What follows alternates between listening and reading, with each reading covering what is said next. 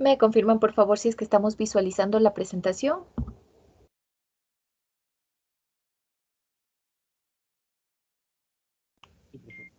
Sí, profe, sí. Sí, se ve, profe. Listo. Muchas gracias. Bien, lo que tenemos por acá es la continuación de la unidad que habíamos empezado ayer. Recordarán ustedes que estábamos hablando sobre la unidad 5, que es la de ecología microbiana, y les comentaba que vamos a dividirla en tres segmentos: en la microbiología del aire, la del agua y la del suelo. Pues la microbiología del aire es la más pobre, por decirlo así, de las tres. ¿Qué tipo de microorganismos encontramos a nivel del aire? ¿Encontramos microorganismos autóctonos o no?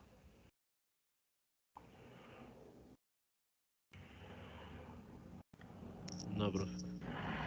No, porque No, depende de varias condiciones. exactamente.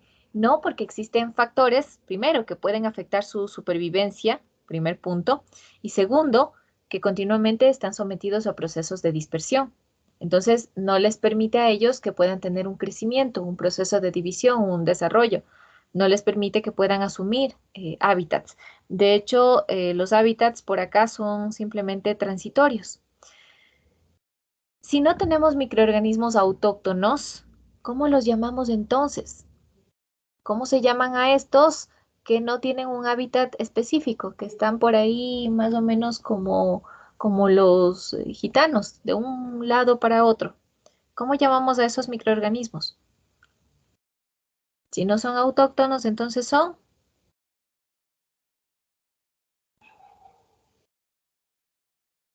autóctono, decíamos, quiere decir algo que es propio de un sitio, propio de una zona. Si solo estamos de paso, si somos transitorios en un lugar, entonces nos convertimos en organismos por acá, alóctonos.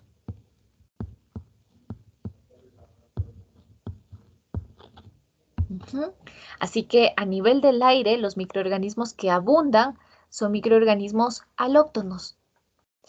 Están presentes a nivel de las nubes, por ejemplo, se movilizan a través de aerosoles. Podemos tenerlos en partículas sólidas, en partículas adheridos a partículas líquidas. A nivel gaseoso también pueden estar presentes, pero su paso es transitorio. Veíamos que tienen que enfrentarse a distintos factores como la temperatura, entra en juego la humedad relativa, el oxígeno, hay que tomar en cuenta la cantidad de materia orgánica, los niveles de radiación, que todos estos factores son determinantes, entre otros, para su distribución.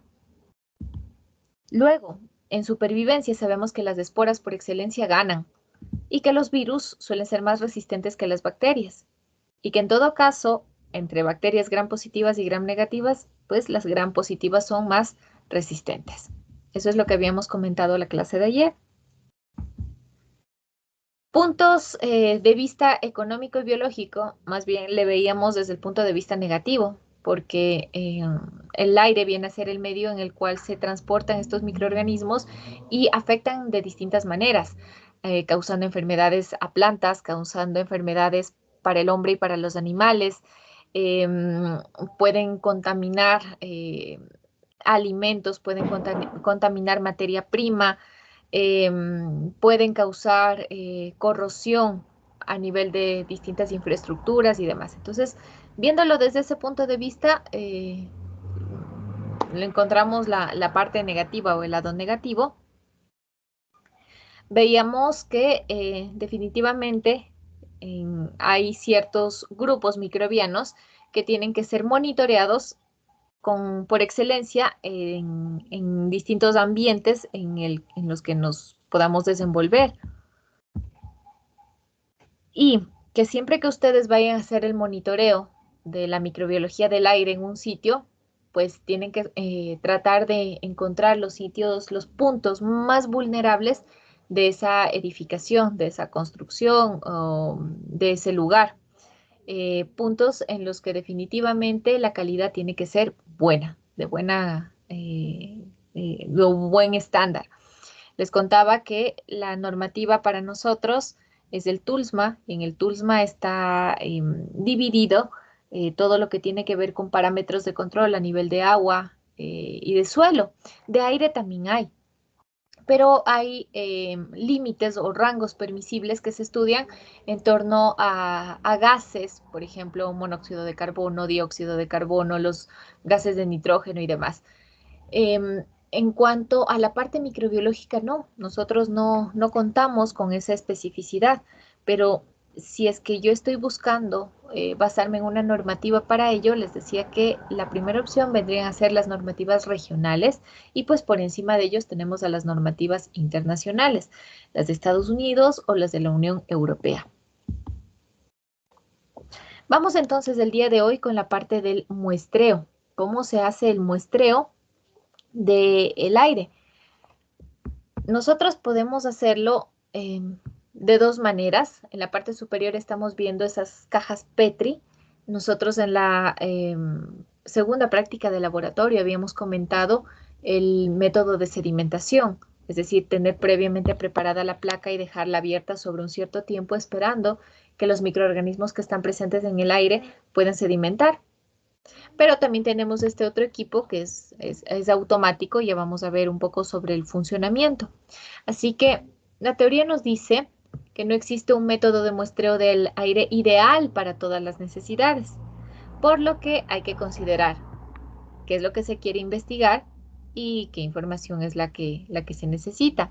Entonces, hay que establecer algunos criterios de antemano, por ejemplo, definir el método de muestreo, cuáles van a ser los microorganismos que se deseen aislar y cuantificar, cuáles son los puntos de muestreo, la posición del muestreador, el número de muestras que se van a tomar en cada punto y la frecuencia con la que se van a hacer los muestreos. Esto es muy importante tenerlo en cuenta. Voy con los microorganismos que se desean aislar y cuantificar. Definitivamente, en términos generales, lo que se suele aislar son los aerobios mesófilos. Estos entran de casilla, o sea, eso va sí porque sí. Aerobios mesófilos y las mohos y levaduras, los mohos y las levaduras.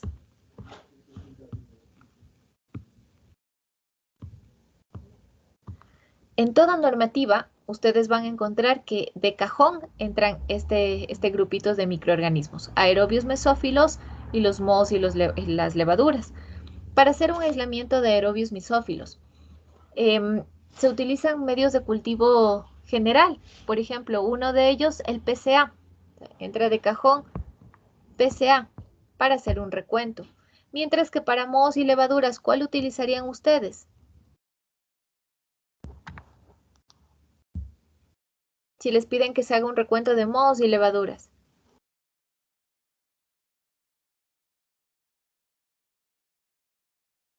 Jóvenes. María Sol. María Sol, ¿cuál medio de cultivo utilizaría usted si el objetivo es aislar mohos y levaduras?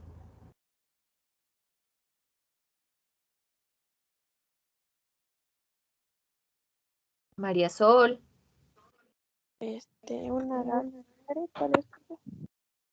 Un agar. ¿Cuál agar? ¿El agar sangre? El agar sangre es bastante exigente. Por lo general, ese tipo de medios de cultivo se utilizan, ¿qué le diré? Para bacterias del tracto gastrointestinal, por ahí, o bueno, en ambiente algunas que sean medio exigentes, muy específicas. Pero mohos y levaduras,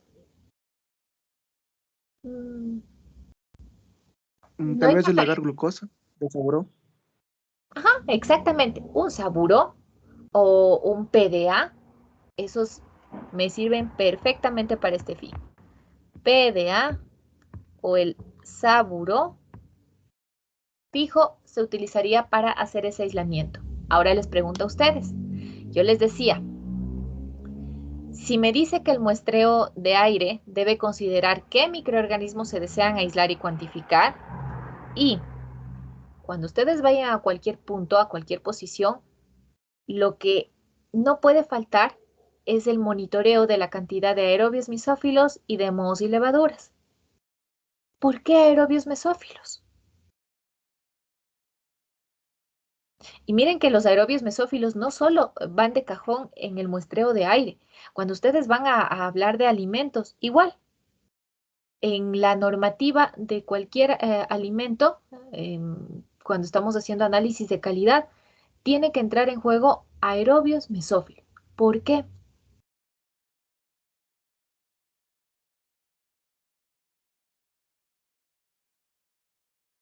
¿Por qué aerobios mesófilos? ¿Por qué de pronto no me interesará monitorear un halófilo o un termófilo? ¿Por qué aerobios mesófilos? Porque son los que Porque viven a tal vez son los temperatura que ambiente. normalmente viven, ajá, a estas condiciones. Exacto. Muy bien, sus opiniones concuerdan en ambos casos. Sí, es que eso es lo que más nos encontramos en nuestra cotidianidad. En un medio oxigénico, por excelencia, ¿quiénes se van a desarrollar? Pues los aerobios. ¿Y mesófilos por qué? Porque las temperaturas que estamos manejando son temperaturas medias, temperaturas promedio. 25. Entonces, exacto, o sea, vamos, que aquí cuando amaneceremos con unos 15 grados, conforme va avanzando el día, digamos que aumenta unos 18 por ahí, con suerte unos 23 grados. Entonces, ¿qué tipo de microorganismos en rango térmico se van a desarrollar? Mesófilos. Y si yo ahorita mismo me reviso las manos, reviso la pantalla de mi computador, los billetes que estoy manipulando, ¿qué tipo de microorganismos van a estar presentes ahí si están en contacto con oxígeno? Pues obviamente los aerobios. Acuérdense cuando hablábamos de los factores ambientales para el desarrollo microbiano, decíamos, em, a los mesófilos hay que tenerlos en cuenta porque gran parte de los patógenos o de los que pueden ser peligrosos están en ese rango y nos estamos enfrentando a diario con ellos. Igual con el tema de los aerobios. En el ambiente en el cual nos desarrollamos, lo que más vamos a encontrar son este grupito de microorganismos, así que aerobios y mesófilos. Gran parte de los microorganismos que se van a desarrollar aquí van a ser del grupito de las bacterias. Pero no solo bacterias me interesa analizar. De hecho, específicamente me interesa también tener un recuento de mohos y de levaduras. ¿Por qué mohos y levaduras?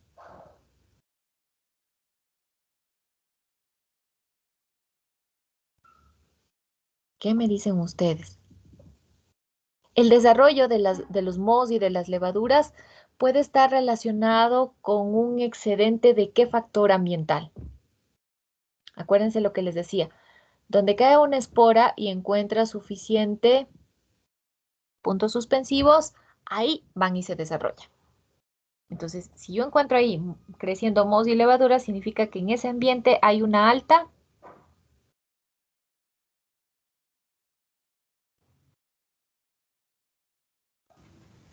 Concentración de Humedad. glucosa. Humedad. exactamente, humedad. Primerito, lo primerito que se me viene a la mente es los niveles de humedad no están regulados, no están controlados. Porque si yo encuentro una alta cantidad de mohos y levaduras, significa que los niveles de humedad ahí no están siendo bien controlados. Entonces, ¿cuán peligroso es esto, por ejemplo, a nivel de un quirófano o a nivel de una industria alimentaria? Em, no sé si ustedes se han fijado en los laboratorios, me parece que ya estaban poniendo unos equipos que van monitoreando la temperatura del ambiente y, entre otros parámetros, también la humedad. Eso es obligatorio. Nosotros en los laboratorios debemos contar con eso. En las aulas también deberíamos contar con esos detectores, porque acuérdense que en las aulas estamos aglomerados, una cierta cantidad de personas que estamos generando aerosoles y por lo tanto debemos mantener un nivel controlado de humedad. Imagínense con la cantidad de aerosoles que emanamos y encima una amplia humedad, o sea, cuán riesgoso puede ser esto para la proliferación de mohos y de levaduras. ¿De acuerdo? En los lugares de muestreo, el siguiente punto que les hablaba de los lugares de muestreo. Bien, ahí vamos a hacer una distinción en dónde vamos a ir a muestrear. Les decía, no es lo mismo muestrear un hospital. Incluso en un hospital hay que definir las zonas que nosotros quisiéramos muestrear. no será lo mismo la sala de espera que la calidad de aire que deba tener un quirófano. En una industria de alimentos no será lo mismo la sala de recepción que el sitio mismo en el que ya se está manipulando la materia prima. Entonces, eso hay que tenerlo muy claro. No va a ser la misma exigencia en cuanto a la calidad del aire en todas las zonas de una misma industria o de un mismo lugar. Pues la posición del muestreador, diría yo, la posición del muestreador o la posición en la que nosotros ubiquemos las placas. Hay que establecer el número de muestras en cada uno de los puntos. Entonces, si es que voy por acá arriba, si es que este es el cuarto que yo quiero monitorear, ¿de acuerdo? Yo tengo que seleccionar distintos puntos de interés. Si de pronto las actividades que se van desarrollando en esta habitación, digamos que son homogéneas, a mí me interesaría al menos poner 5 puntos. Uno por aquí, otro en este extremo, otro en la parte media, en el extremo de acá y en la otra esquina. Y considerando que en uno de estos puntos, supongamos que en el primero va a estar una puerta. Entonces, obviamente, si este es el acceso y por acá tengo la salida, fijo, son 2 sitios en los que yo voy a colocar una placa Petri para monitorear. Siempre en donde estén los ingresos y salidas de una habitación, siempre ahí deberé colocar una caja Petri. Ahora, ¿qué pasa si las condiciones cambian, no? Pueden decirme, todo esta es la habitación, pero por lo general acá solemos amontonar equipos. No se ocupa mucho ese espacio. En realidad, toda la manipulación suele hacerse en el extremo izquierdo de la habitación. Entonces, con énfasis, yo colocaré puntos de muestreo por acá. De pronto uno por aquí, otro por acá, otro por acá, otro por acá y uno en la parte que no se esté utilizando tanto, en la parte de la habitación que no tenga tanta circulación. Entonces, todo eso hay que irlo considerando siempre que ustedes van a un lugar. Primero tienen que hacer como una lista de chequeo en dónde están desarrollando las actividades, qué tipo de actividades se están desarrollando ahí, en dónde hay más movimiento en la habitación, cuáles son los puntos de ingreso, cuáles son los puntos de salida. Todo eso hay que tomarlo en cuenta. ¿Se acuerdan que yo les decía que hay un valor referencial para la colocación de las placas Petri en cuanto a muestreo del aire? Tienen que estar colocadas sobre pilares a una distancia del piso de, ¿alguien lo recuerda tal vez?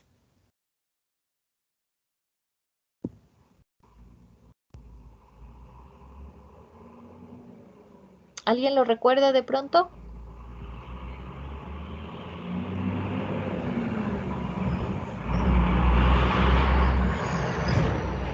De 1.5 metros, de, sí, metro y medio de distancia. Me acuerdo que había unas tesistas que para poder monitorear en una industria de alimentos era, para poder hacer el monitoreo, habían mandado hacer una especie de pilares. Tenía una base, un pilar y pues aquí tenían un soporte. Esto tenía unos 5. Y entonces en esta parte colocaban la caja Petri, le dejaban abierto cierto tiempo y posteriormente cerraban e incubaban. Entonces, si no contamos con este equipo, que ya les voy a explicar cómo funciona, pues es una de las alternativas que podríamos tomar. Este es un valor referencial. No es que haya una técnica que nos diga específicamente tiene que ser así, pero ¿de dónde sacamos todos esos datos? ¿En qué me baso para yo saber que tiene que estar ubicado la caja Petri a esa distancia? ¿De dónde sacaré yo ese dato?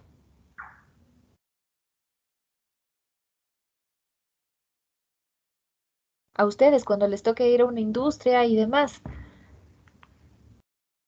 ¿cómo van a saber su proceder?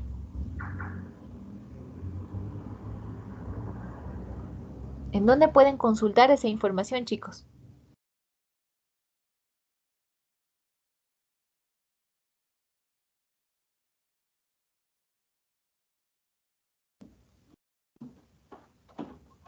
¿Nadie? ¿Qué es lo que suelen revisar ustedes para hacer los trabajos de investigación que yo les envío? Las guías. La guía de laboratorio.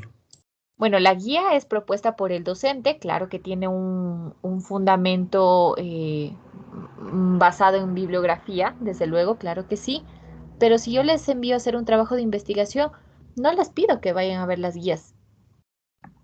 Trabajo de Artículos investigación, científicos. exacto, en artículos. Entonces, eso es lo que nosotros tomamos como referencia. Si a mí me envían a un lugar y yo tengo que revisar cómo voy a proceder en la parte metodológica dentro de ese lugar, o por ejemplo, las guías que yo les propongo a ustedes, la parte de la metodología, no es que me la invento yo, es que está basado en evidencia científica, en cómo se tiene que desarrollar. No es por mi gusto que yo les diga, miren, para poder observar de mejor manera las esporas tienen que usar azul de lactofenol. De algún lado tengo que sacar esa información. Entonces, todo esto reportado en artículos científicos. Así es, exactamente. De ahí pueden ir tomando información cuando ya les toque entrar a la parte de campo. Frecuencia de muestreos. ¿Me basta con ir un solo día a la industria? ¿Qué dicen ustedes? O sea, hoy se me ocurre, por ejemplo, hoy miércoles digo, hoy voy a ir a la industria. Me bastará con tener un solo dato del miércoles. No. No, Inge. ¿Cómo procederían ustedes? ¿Qué idea se les ocurre?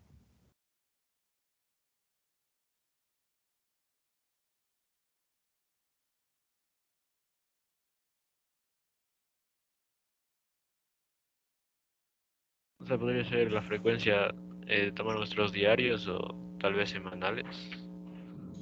Diarios, muy bien. ¿Diarios por cuánto tiempo creen ustedes?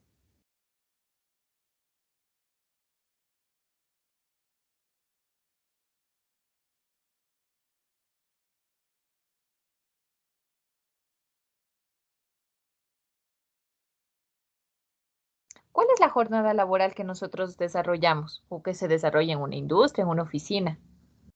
Lunes a Habitualmente, viernes. 5 días. digamos, habitualmente de lunes a viernes, exactamente. Si ustedes van a hacer un control de la calidad ambiental y específicamente de aire, que es lo que estamos estudiando, ¿qué sería lo ideal? Bueno, van lunes, martes, miércoles, jueves y viernes. Supongamos que tienen una jornada laboral de 5 días. El lunes analizan todos los procesos que se desarrollen. El martes lo mismo, el miércoles, el jueves y el viernes. Todos los procesos que se desarrollen cada día. Porque no necesariamente en producción tienen que ejecutarse las mismas actividades a diario. No, no necesariamente es así. Supongamos que lunes solo hacen recepción de materia prima, pero de martes a jueves hacen producción y el viernes solamente actividades de limpieza. Entonces, por eso es interesante, es importante que se establezca al menos un monitoreo durante toda una jornada de trabajo, estableciendo los puntos críticos en cada industria. ¿De qué dependen los puntos críticos? Del tipo de actividad que se vaya a desarrollar ahí. Acuérdense la comparación que les hacía con la sala de espera de un hospital y con el quirófano, o con la bodega de una industria y con la zona de manipulación ya del alimento. Entonces, es necesario que nosotros hagamos un muestreo de corrido todos los días de una jornada completa de trabajo. Ahora, ¿me basta con un dato? O sea, vengo el lunes, hago un solo muestreo en ese momento o al menos cuántos muestreos, con cuántos datos se puede trabajar para tener una información más relevante.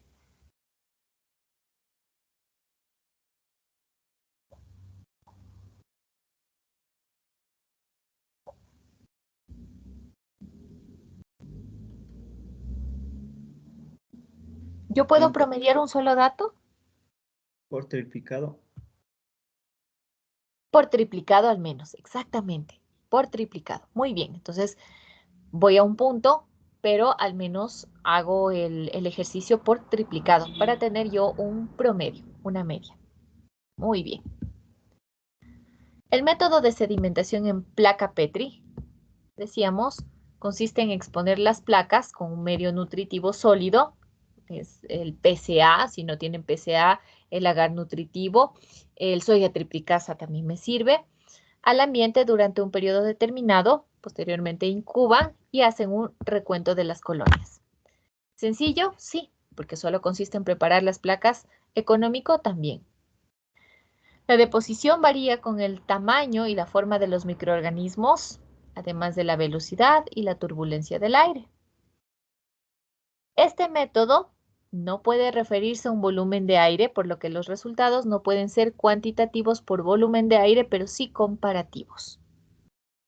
Es que, claro, si es que yo coloco, de acuerdo a esta metodología, yo voy al laboratorio en el que estamos trabajando y quiero evaluar la calidad de aire que estoy teniendo en el laboratorio, yo coloco placas Petri en distintos puntos. Para mí vienen a ser los puntos críticos de control. Y los mantendré abiertos un cierto tiempo, supongamos unos 15 minutos o unos 30 minutos. Una vez que ha pasado este tiempo, cierro mi caja Petri, como lo vemos por acá, está cerrada ya esa caja Petri. Tengo una idea, alguna idea del volumen de aire que se acarreó ahí. ¿Puedo tener yo con certeza el dato de ¿y cuánto volumen de aire pasó por ahí?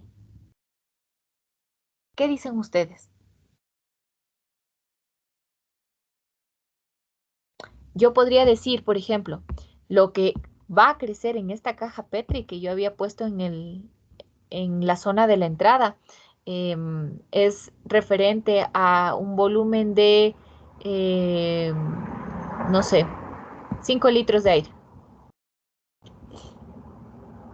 ¿Algo por el estilo puede ser ahí?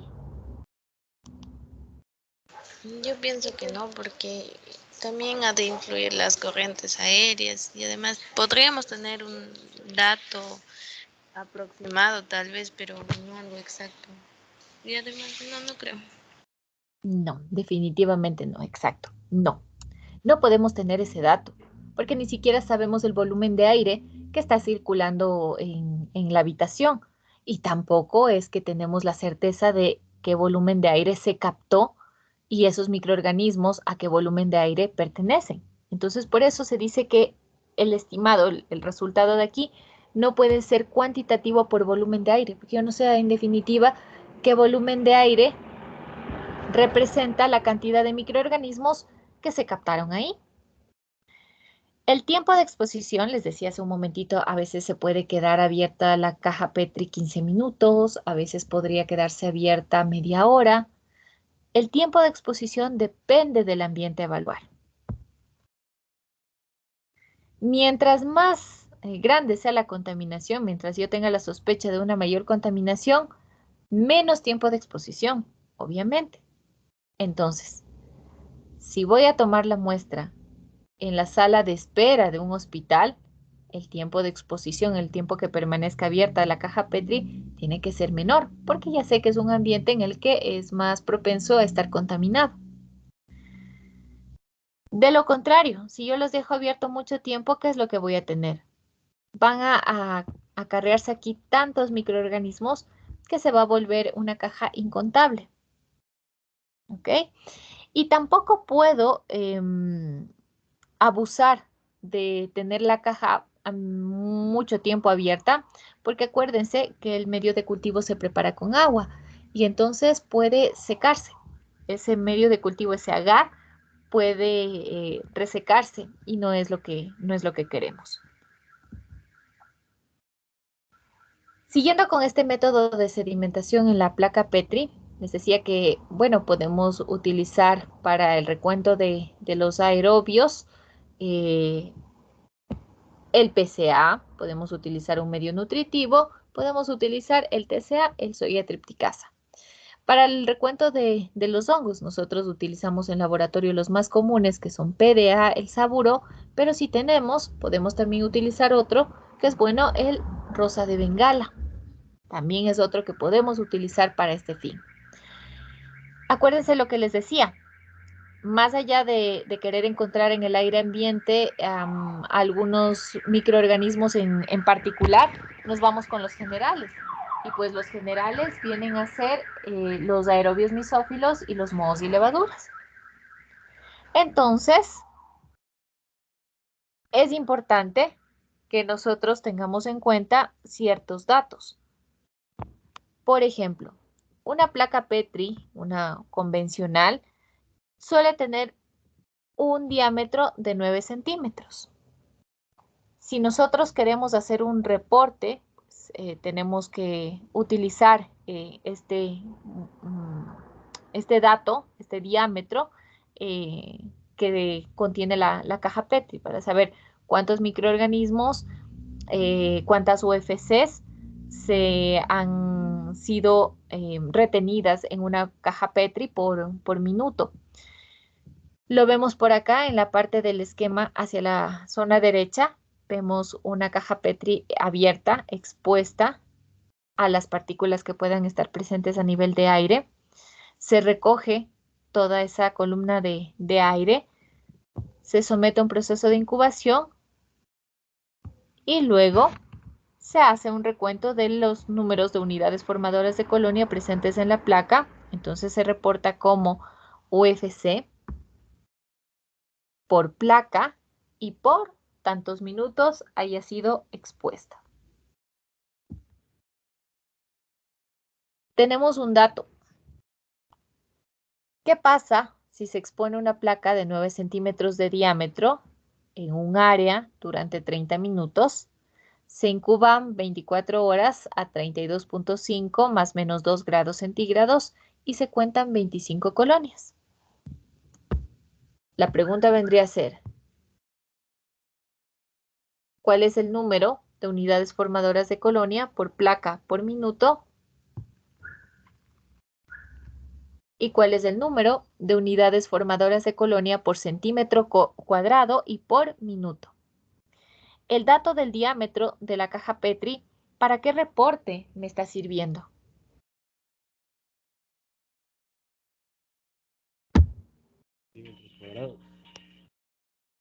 Perdón, ¿para él?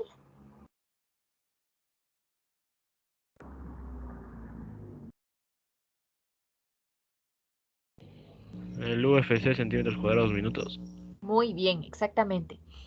Si nosotros queremos hacer este reporte por centímetro cuadrado y por minuto, de ley necesitamos conocer el diámetro de la caja Petri.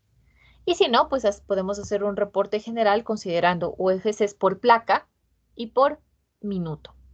Entonces, por si surgiera la necesidad de hacer un reporte por centímetro cuadrado y por minuto, es importante que ustedes tengan ese dato. Bueno, ¿y cuál es el diámetro de una caja Petri? Estándar es 9 centímetros.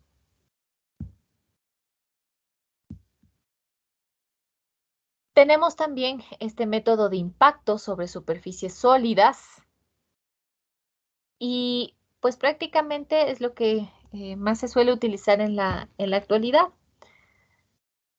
Entonces, el fundamento nos dice que los microorganismos se separan de la corriente de aire utilizando inercia para forzar su sedimentación sobre las superficies sólidas. Al igual que en el otro método, que es más tradicional, el proceso del impacto depende de las propiedades de la partícula, es decir, el tamaño, la densidad, la velocidad, y de las propiedades físicas del aparato como las dimensiones de la boquilla, el recorrido del flujo de aire, etc. ¿A qué aparato nos referimos? Estamos viendo en la imagen a este del extremo inferior derecho. Este es un muestreador de aire, es un muestreador automático. Como ustedes ven, tiene la presencia de una boquilla en donde se va a colocar la caja Petri previamente preparada, el agar está ya solidificado, se cierra, aquí tenemos la tapa, les indico por acá, esta es la tapa, se coloca la tapa y se le enciende. Entonces, claro, va a empezar a succionar aire y como es un equipo ya automatizado, pues este sí me mide cuánto volumen de aire ha captado. Entonces, hay una gran variedad de aparatos que difieren en el número de boquillas, el tamaño, el número de pasos para que pueda ingresar el aire, etcétera. Como yo le voy a colocar aquí mi medio de cultivo, que les decía es mi caja Petri con agar solidificado, pues van a quedar retenidos ahí en ese medio de cultivo sólido, ¿ok? Puede ser que también queden retenidos en tiras de plástico o en placas de contacto. Pero el más común es utilizar estas cajas Petri con un medio de cultivo previamente preparado. Así que tenemos aquí todo el proceso que involucra este tipo de muestreo, un muestreo más automatizado. Se prepara el medio de cultivo, se autoclava, es decir, se esteriliza, se plaquea, se espera a que solidifique, se coloca en el muestreador, se tapa con la boquilla y posteriormente esa caja Petri se lleva a un proceso de incubación y se hace un recuento. Claro, aquí les decía que en este tipo de equipos, como lo estamos viendo en la imagen de la derecha, existe un conteo del volumen de aire. Ustedes ven aquí una pantallita. Entonces aquí me permite ir monitoreando cuánto aire es succionado. Entonces aquí sí cabe lo que decíamos hace un momento de poder hacer un reporte cuantitativo por volumen de aire. Entonces aquí sí tengo ya ese dato. Se puede hacer un cálculo. Hay un dato estándar que se maneja o que manejan estos muestreadores de aire, en donde el volumen de aire que se muestrea suele ser de 30 litros. Por eso ustedes en la fórmula le ven ya directamente colocado el 30 como una constante. Entonces, ¿de dónde viene este valor? Viene del volumen estándar que se suele muestrear. Se suele muestrar al menos unos 30 litros de aire. ¿De acuerdo? Así que relacionamos, esta fórmula la aplicamos con la relación del número de colonias presentes en la caja Petri por 1000, que viene a ser el dato para transformar esos litros a metro cúbico, que estamos diciendo que va a ser la unidad de salida, la unidad del reporte. Y finalmente se divide para los 30 litros que se han muestreado, que vienen a ser las unidades de tiempo. ¿A qué nos referimos con unidades de tiempo?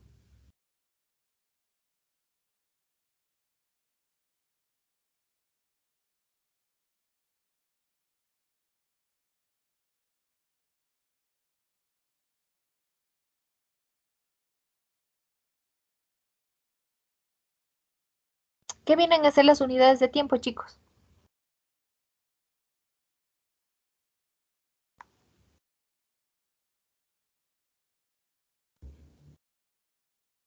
Los segundos, minutos, horas. Exacto. Muy bien. Que por lo general aquí suelen ser minutos. ¿De acuerdo? Entonces, para yo tener este dato del número de unidades formadoras de colonia por metro cúbico y en un tiempo determinado, yo tengo que relacionar el número de colonias, 30, que es el volumen acarreado, 1000 porque mi reporte ya no va a ser en litros, va a ser en metros cúbicos, y las unidades de tiempo, o sea, bien lo decían ustedes, minutos, segundos, más bien minutos. Voy a compartir el video con ustedes para que nosotros vayamos revisando. Vamos a ver cómo funciona este equipo.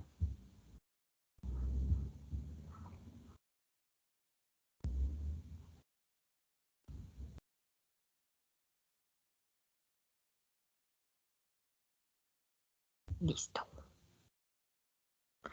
¿Me comentan si es que ya están visualizando el video, por favor? Sí, Inge, sí se ve. Ok. Esta es una cámara de flujo laminar. Entre otros, es uno de los puntos críticos en un laboratorio, porque se supone que se debe mantener aquí esterilidad. Entonces, es importante estar haciendo continuos monitoreos de la calidad de aire. Nosotros en laboratorio lo que hacemos es el método tradicional. preparar la caja Petri, dejarlas destapadas por un cierto tiempo y luego ya volverlas a tapar e incubarlas. Así es como monitoreamos. Pero si tuviéramos este muestreador automático, pues también sería buenísimo, ¿no? Sería genial. Así que ustedes le ven aquí al muestreador, ven aquí preparadas ya las cajas Petri, está el medio de cultivo solidificado.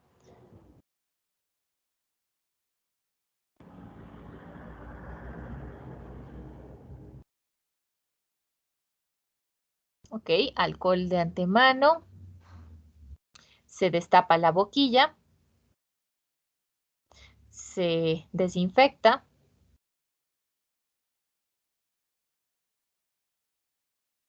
Se va a colocar la caja Petri, obviamente destapada porque tienen que ingresar los microorganismos. Se vuelve a colocar la boquilla y se enciende.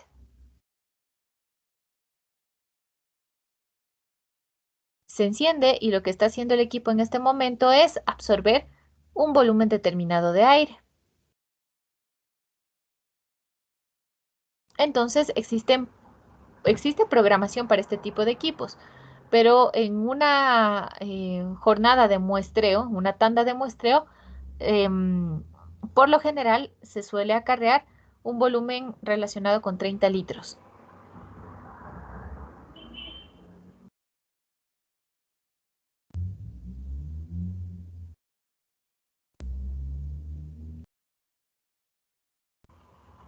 ¿Qué es lo que está haciendo en este momento la persona en el video? Esto nosotros ya lo habíamos revisado en una clase previa, en una práctica de laboratorio. Está obteniendo una muestra. ¿Una muestra de dónde?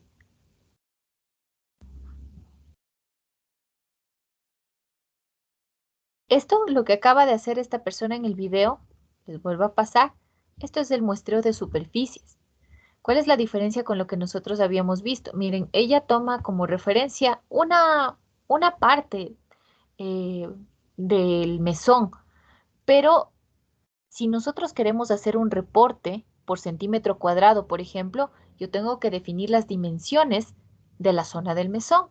¿Y cómo lo hacía eso? ¿Cómo definía yo las dimensiones del punto del mesón que quiero muestrear?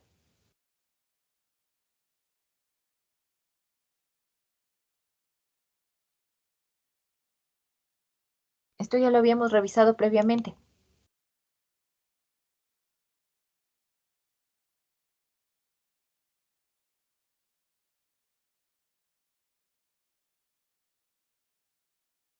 Miren, chicos, yo les había comentado que nosotros aquí en el mesón previamente podemos tener preparada una plantilla. Les decía, de hecho, podemos nosotros mismos construir nuestra plantilla con papel aluminio, lo mandamos a esterilizar y listo. Y esta plantilla usualmente suele ser una de 10 por 10 para que nosotros hagamos el reporte de cuántos microorganismos estuvieron presentes en 100 centímetros cuadrados. Este tubito que contiene el hisopo, ¿se acuerdan ustedes que yo les había comentado que hay los medios de transporte? Este es un medio de cultivo de transporte. ¿Cuál es la característica de esos medios de cultivo? Los de transporte.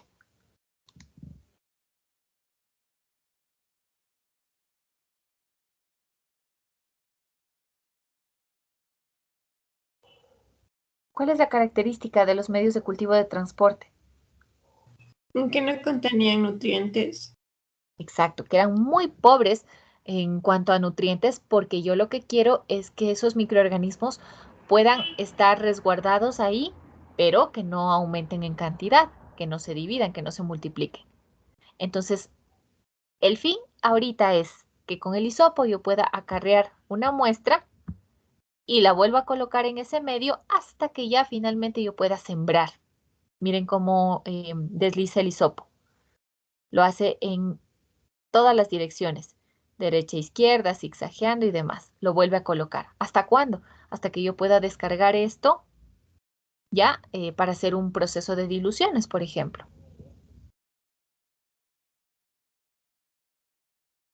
Listo. Y en tanto que ya se hizo el muestreo del aire interno de la cámara de flujo laminar para ver las condiciones en las que ésta se encuentra.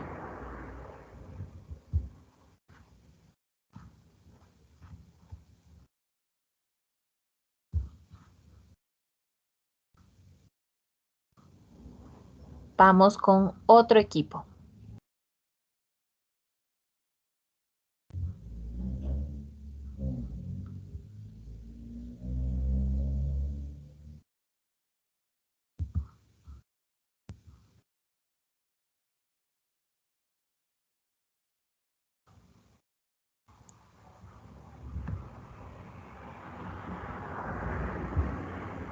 Listo. ¿Estamos viendo ya el video en pantalla?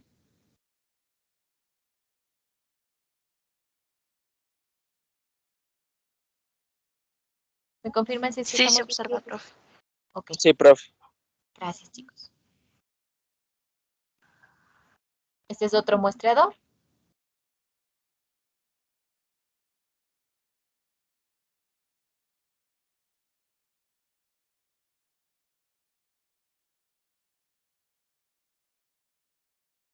Tiene la boquilla, se destapa la boquilla, se coloca la caja Petri, abierta obviamente, se coloca luego la boquilla y se enciende.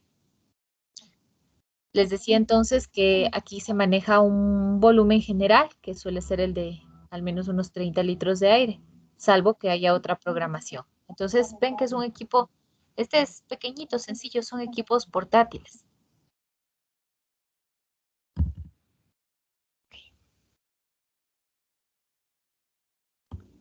De pronto, ¿alguna pregunta que tengamos al respecto, chicos? ¿Alguna duda que tengamos sobre esta parte?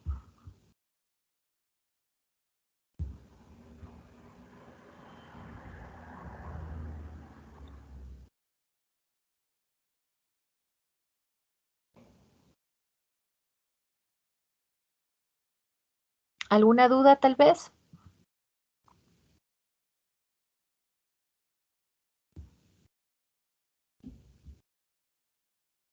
Ok, listo. Entonces, tenemos concluida la parte de la microbiología del aire con lo que tiene que ver referente al muestreo. Ahora bien, vamos a aprovechar el resto de tiempito que nos queda. Listo. Voy a compartir la pantalla con ustedes.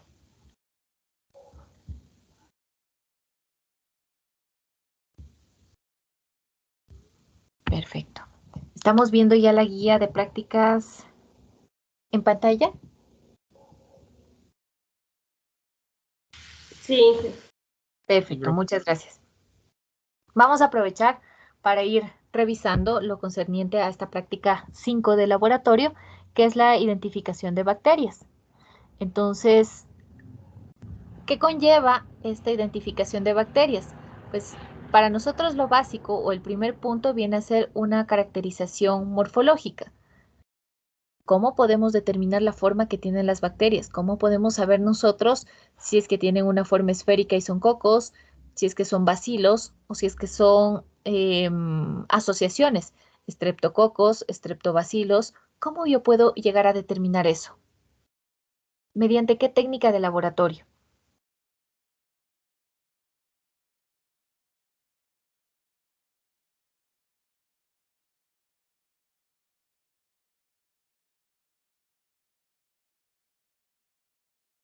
Acuérdense que ustedes estudiaron la pared celular de las bacterias y pues hay una técnica de laboratorio que me permite establecer la diferencia de estos grupos bacterianos de acuerdo a las características de su pared celular. Y de paso poder visualizarlas. Perfecto. El primer paso, la primera caracterización es la morfología. Entonces, si yo quiero determinar la forma que tienen las bacterias, el gram que resulta en ellas, yo tengo que hacer primerito una tinción gram. Entonces, las bacterias se teñirán como gram positivas o como gram negativas de acuerdo a la estructura y la composición de su pared celular. Cuando yo voy a visualizarlas ya a través del microscopio, no solamente noto la coloración, sino que de paso voy verificando la morfología. Entonces, esa ya es mi primera caracterización bacteriana. Saber qué tipo de gram son y morfológicamente qué tipo de bacterias vienen a ser. Les decía, cocos, estreptococos, estafilococos, estreptobacilos, bacilos individuales, vibrios, etc. Pero para yo poder ir continuando con la caracterización de las bacterias, tengo que someterlas a distintas pruebas bioquímicas. Y no se imaginan la cantidad de pruebas bioquímicas que hay. De hecho, existe como una especie de diagramas de flujo en función de qué es lo que quiero ir investigando. Pero yo el día de hoy les voy a comentar de las pruebas de identificación, las rutinarias. Así como les acabo de mencionar que el primer paso es la tinción Gram, existen otras que se tienen que hacer de cajón. Ya según vayamos necesitando identificar si son o no grupos de bacterias específicos, pues se someterán a distintas pruebas. ¿Se acuerdan ustedes que habíamos hablado del uso de los medios semisólidos? ¿Para qué me servía un medio de cultivo semisólido? Para movilidad. Pruebas de Perfecto. movilidad. Para hacer pruebas de movilidad. Eso, por ejemplo, también puede ser una prueba a la que yo le someta a las bacterias, ver si es una bacteria o no móvil. ¿Se acuerdan ustedes de los medios selectivos y diferenciales?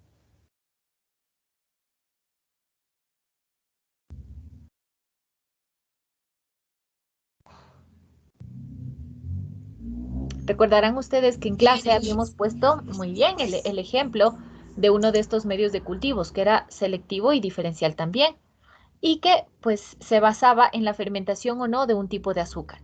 Eso tiene que ver con el metabolismo. Entonces, esas pruebas ya son pruebas más específicas, pero lo que vamos a comentar el día de hoy son las pruebas rutinarias, las pruebas rápidas que se le tiene que hacer de entrada a una bacteria para poder caracterizarla.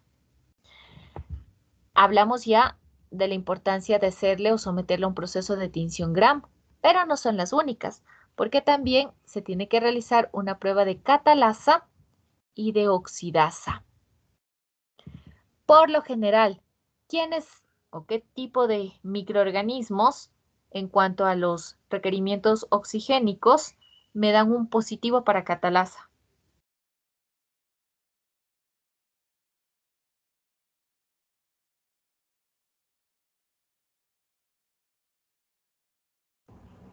Esto lo comentamos cuando hablábamos de los organismos de acuerdo a los rangos oxigénicos, a los requerimientos oxigénicos. Ahí pusimos el punto de la catalasa.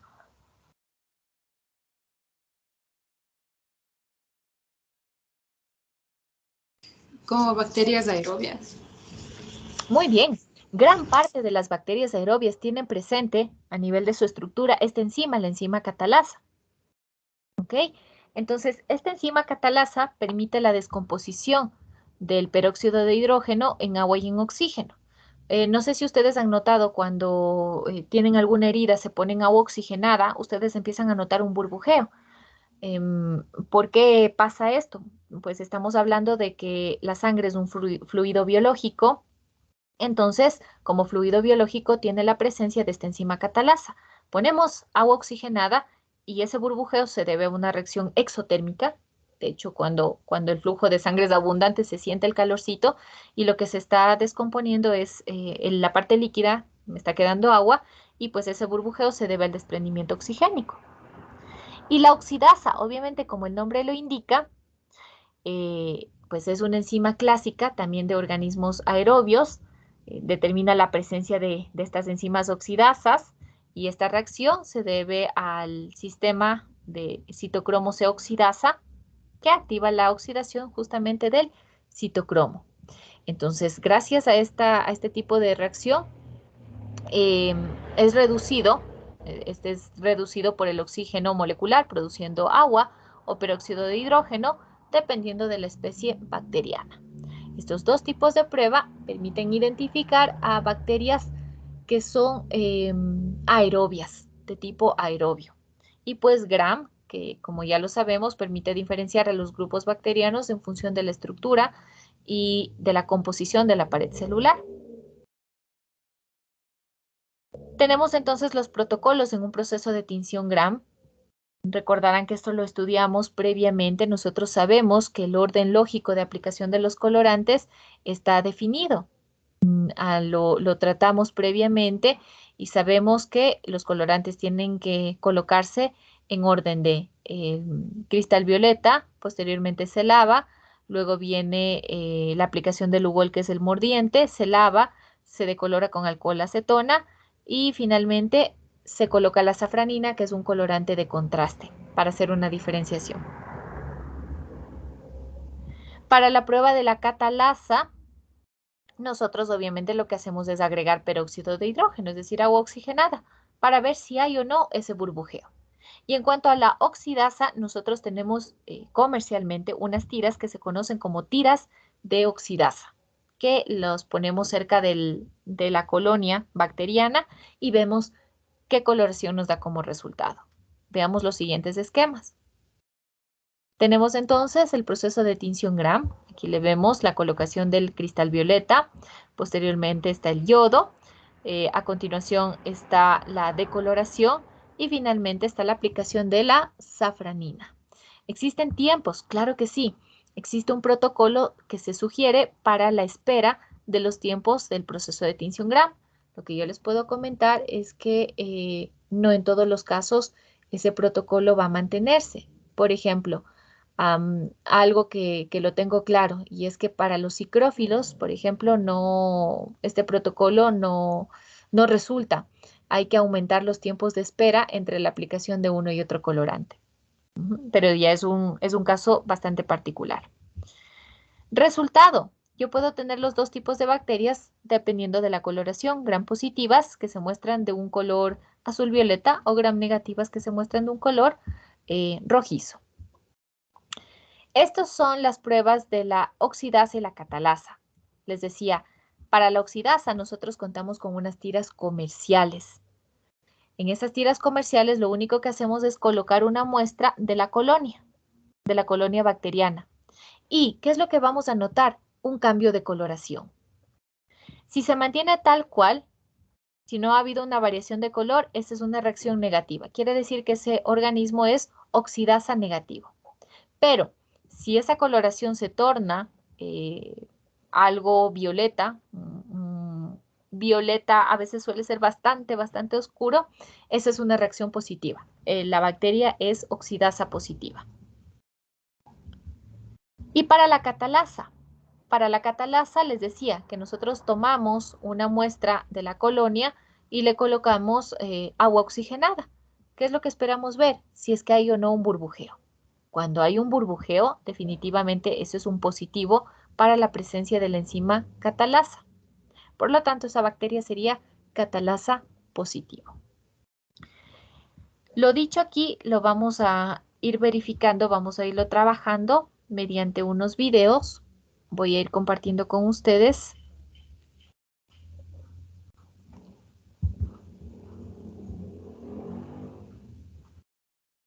Ok, ¿me confirman por favor si es que estamos visualizando ya el video en pantalla?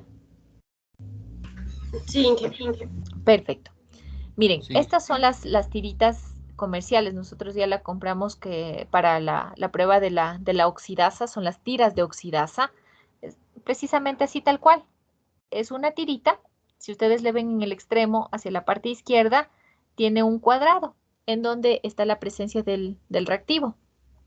Y lo único que vamos a hacer es acercar la colonia bacteriana, una muestra de la colonia bacteriana acá. No sé si se fijan en la parte del tubito de las tiras de la oxidasa, está el revelador. Es decir, me va indicando de acuerdo a la coloración que se obtenga si es un negativo o si es un positivo. En el primer caso, ¿pueden de pronto visualizar mi cursor? ¿Por dónde está mi cursor en este momento? sí, ingeniera. Ok. Ahí le ven una coloración medio amarilla, marrón. Eso es un negativo. Pero para que nosotros sepamos cuándo es un positivo, tengo yo esta coloración violeta y hasta un poco amarronada. Ven acá, estos dos vienen a ser resultados positivos. Entonces, eso en cuanto a las tiras de la oxidasa. ¿Cómo se procede en el laboratorio? Bueno, tenemos ya el tubito con las tiras de la oxidasa, tenemos unos palillos estériles obviamente. Algo que quisiera que se fijen es, ¿ve que este es un frasco tradicional?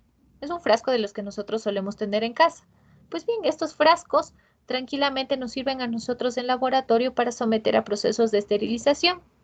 Los que nos van bastante bien, y ya lo hemos comprobado, estos de Gatorade, simplemente eso, tenerlos así, someterlos, aguantan bastante bien el proceso del autoclavado, no me dan ningún problema. Nosotros aquí vemos un frasco similar, están los palillos, se sometieron a un proceso de esterilización y los podemos ir utilizando.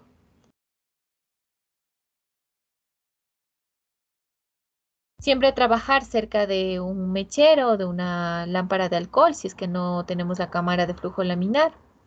Ven que esta, si ustedes vieron la portada de este video, es de la Universidad San Francisco, así que no por ser San Francisco todos van a trabajar en la cámara de flujo laminar, no. Trabajan en condiciones estándar. ¿Qué tipo de técnica es la que se utilizó para obtener este resultado? ¿Cómo se llama esta técnica de siembra? Estriado. Estrellado. Es un estriado. Ajá, es una siembra por agotamiento o estriado. ¿Cuál es el objetivo de utilizar esta siembra?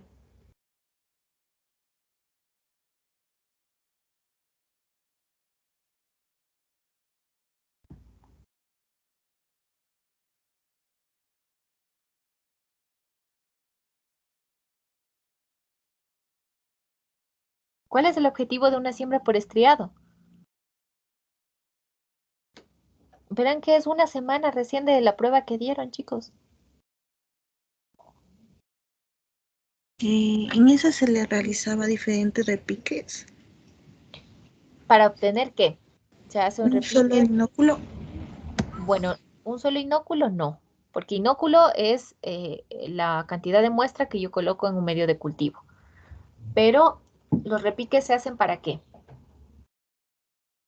Para aislar. Para aislar. Para ser más selectivos. Para que sea más puro. Ajá. Para obtener cultivos puros, exactamente, para obtener cultivos puros. Quisiera, por favor, que en este momento ustedes centren su atención en el punto exacto de donde está tomando la muestra. Si ustedes ven, ahí tiene el palillo, acaba de tomar el palillo, y no está obteniendo la muestra de cualquier zona, sino de la zona 4. ¿Y qué característica tiene la zona 4? Tiene colonias aisladas.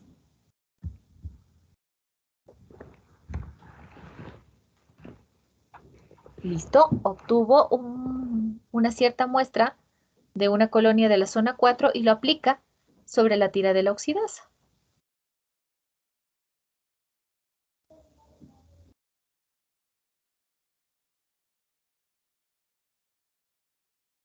De igual manera, tiene otro cultivo, va a tomar una muestra de la colonia de la zona número 4. Ven que no es que arranca un pedazo de agar ni nada, solo una pequeña cantidad. Y lo pone sobre la tira de la oxidasa y espera observar los resultados. Miren, esa es una oxidasa positivo. ¿Por qué sé yo que es oxidasa positivo? Por la coloración, que es un tanto violeta.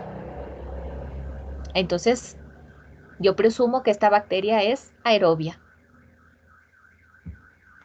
Oxidasa positivo, miren ustedes, encerrado con color celeste en el círculo celeste, el resultado, que es una mancha ligeramente morada. La E. coli, claro, es que la E. coli está en el tracto gastrointestinal, ¿no? Son bacterias anaerobias, entonces es una oxidasa negativo.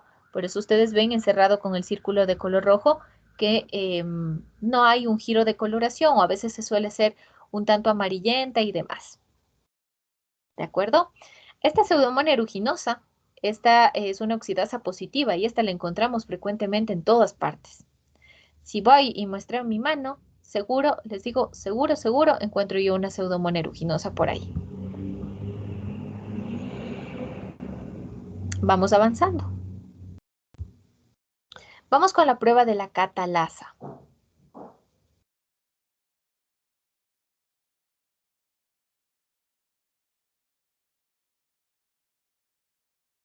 Ok, aquí está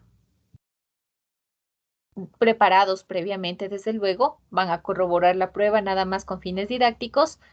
Tienen 2 cajas Petri con una aplicación de una siembra por estría, o estriado o agotamiento, con 2 cepas bacterianas.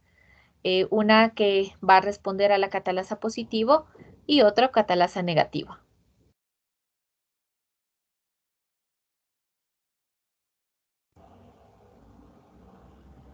Tienen los palillos estériles, desde luego, y tienen el peróxido de hidrógeno o agua oxigenada.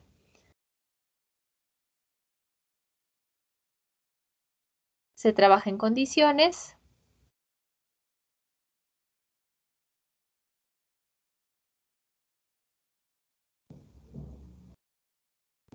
Se coloca una gotita del peróxido de hidrógeno.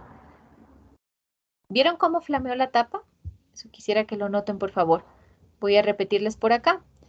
Cuando va a abrir el frasco de los palillos, la persona destapa y flamea la tapita del frasco. Miren ustedes cómo flamea.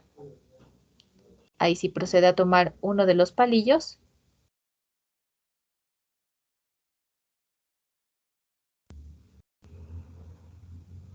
Toma una muestra y es evidente que hay un burbujeo en ese caso. Entonces, miren ustedes. Catalasa positivo de un medio de cultivo, un burbujeo que suele ser un burbujeo permanente. Tiene que ser un burbujeo que permanezca por al menos unos segundos. ¿Por qué? ¿Qué tal si es que esta muestra se contamina? Les decía yo que ustedes pueden hacer la prueba en casa. Si es que tienen por ahí una herida, se colocan agua oxigenada y va a haber un burbujeo. Hagan la prueba, coloquen un poco de saliva y sobre ella el peróxido de hidrógeno y van a ver que hay un burbujeo. Entonces, ¿a qué me refiero con esto? Muchas veces cuando no se tienen las precauciones del caso, existe una contaminación. A veces están sin guantes, por ahí se mezcla la muestra con algún fluido biológico. No me refiero solamente a saliva, lágrimas, sangre, sino puede ser cualquier, a veces alimentos que llevan. Bueno, he visto de todo. Y claro, les da un catalasa positivo, pero eso es un falso positivo, porque no es que la bacteria por sí me dé esa respuesta, sino que se debe a una contaminación, una mezcla de la muestra de bacteria con por ahí alguna otra cosa. ¿Qué pasa si es que ese palillo fue bastante manipulado, estaba contaminado y demás? Obviamente ahí les va a dar un falso positivo. Negativo absolutamente la parte izquierda, claro, es que no se ve para nada burbujeo, nada, nada, absolutamente nada. De paso, les decía, tengan en cuenta que ese burbujeo tiene que permanecer estable por unos cuantos segundos, o sea, no tiene que ser una burbuja y yo digo, ah, ya, se produjo una burbuja positivo. No, tiene que ser un burbujeo que se mantenga constante por unos cuantos segundos. Así que tenemos por acá los resultados de una catalasa positiva y catalasa negativa. Esas son las pruebas rutinarias que les había comentado. O sea, de cajón tenemos que hacer tinción gram, oxidasa, catalasa. Pero hay otras pruebas que les quería mostrar simplemente. Hay otras pruebas bioquímicas como la prueba de la coagulasa, que es una enzima, es otra enzima. Esta les puedo citar la prueba de movilidad. ¿Cómo se llamaba el medio de cultivo para hacer las pruebas de movilidad? ¿Cómo se llamaba el medio de cultivo? SIM, exactamente. Cuando ustedes vean prueba SIM, eso significa que es una prueba de movilidad. Entonces tenemos la prueba de la coagulasa, que es la que estamos viendo nosotros ahora mismo en pantalla.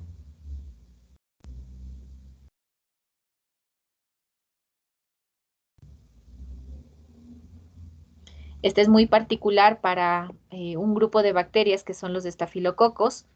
Entonces, cuando yo quiero saber si es que es un Staphylococcus aureus y lo quiero diferenciar de otros, entonces utilizo esta prueba.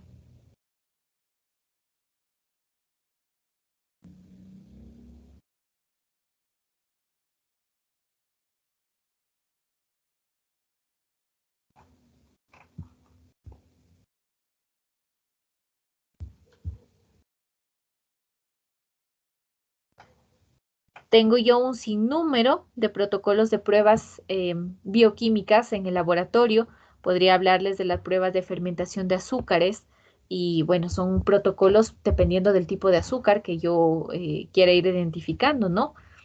Ya les decía la prueba de movilidad y lo que me falta revisar con ustedes por acá. Veamos.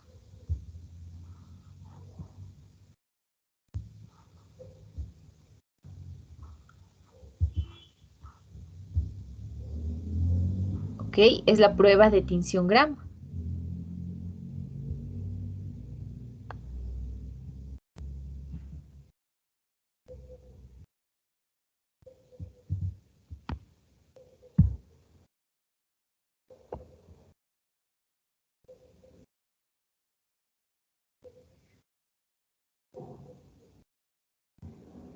Ok, vamos por acá.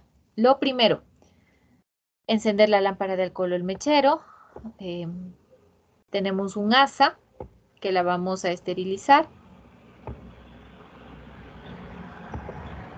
Algo que quisiera que lo vayamos notando, por favor. Cuando queremos colocar un colorante, cuando queremos colocar algún reactivo, miren que lo primero que se pone es el reactivo. Hace un momento, por ejemplo, en la prueba de la catalasa, se colocó primero el peróxido de hidrógeno y luego la muestra microbiana.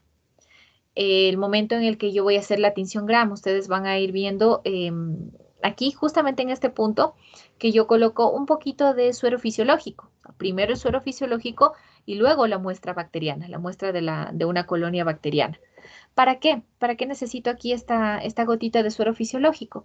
Pues obviamente para que no se quede toda pastosa y embarrada en la placa. Entonces, de cierto modo, es una forma de hidratar y permitir que la muestra pueda, miren cuánto toma de la colonia, pueda dispersarse con facilidad. Se dispersa con facilidad, se fija, haciéndola pasar varias veces a través de la llama hasta que se evapore el agua. Así es como se va fijando. Es la fijación al calor. Se tiene el juego de colorantes, el cristal violeta es el primero de ellos. Se coloca una gotita.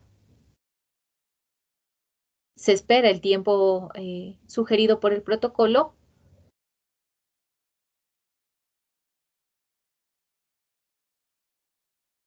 Y posteriormente se procede al lavado. Está la piseta, entonces se empieza a lavar.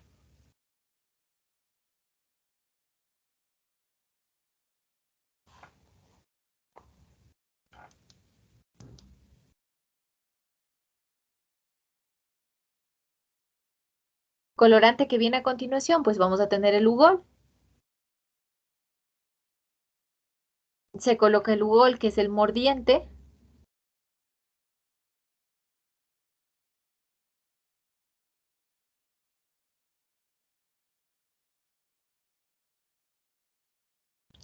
Se espera el tiempo recomendado y se procede al lavado.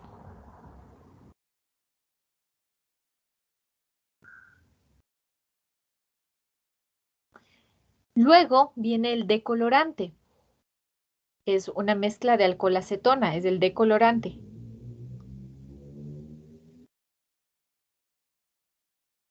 Se coloca entonces el decolorante, se espera un tiempo sugerido por el protocolo y se lava.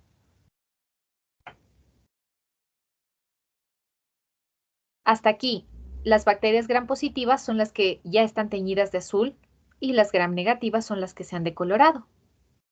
Por lo tanto, necesitamos agregar un último colorante, un colorante de contraste para poder observarles a las gram negativas. Así que se añade la safranina.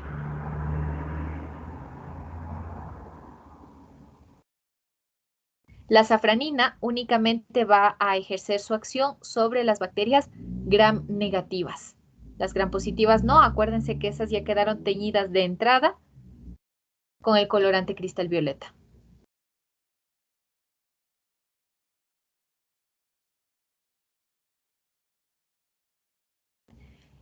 ¿Qué viene a continuación?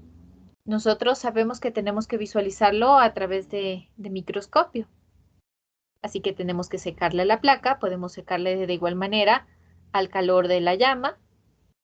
Podríamos utilizar papel secante sin restregar. Listo, tenemos acá el fundamento que lo habíamos visto en clase.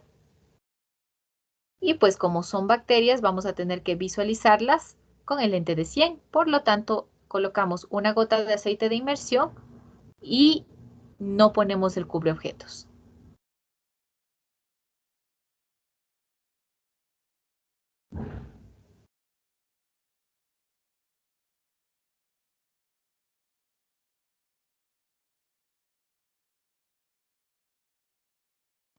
De acuerdo.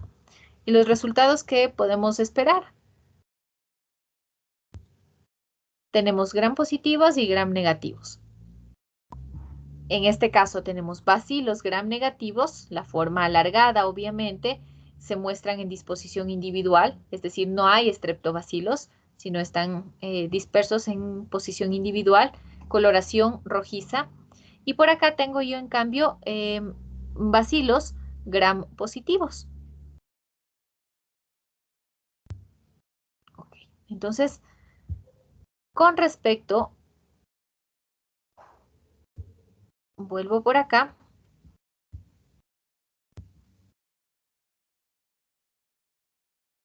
Con respecto a esta práctica, ¿qué hemos revisado el día de hoy? Bueno, hemos revisado que existe distintas pruebas para la caracterización bacteriana, pero estas son las pruebas básicas, las rutinarias.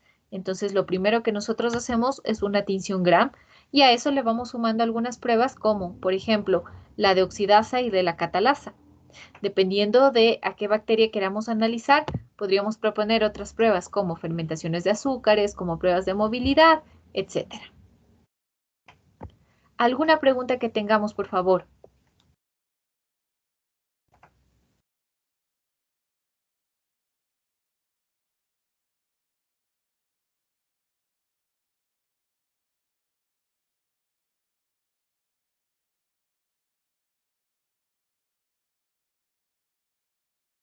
¿Alguna duda que tengamos de pronto?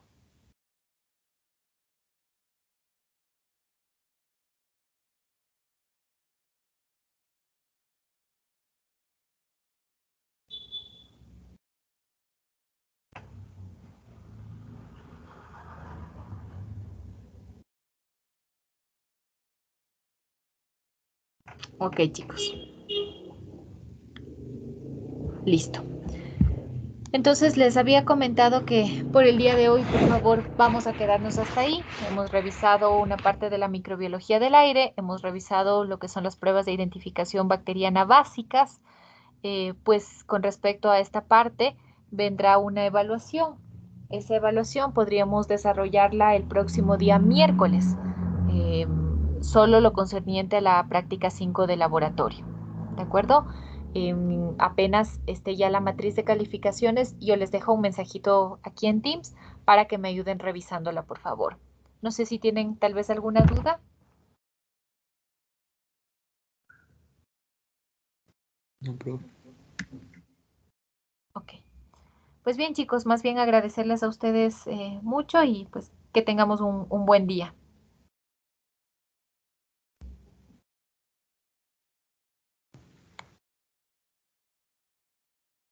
Gracias, profe. Gracias, profe. Ustedes que estén muy bien, Gracias, chicos. profe. Hasta luego. Hasta luego, chicos, que estén muy bien.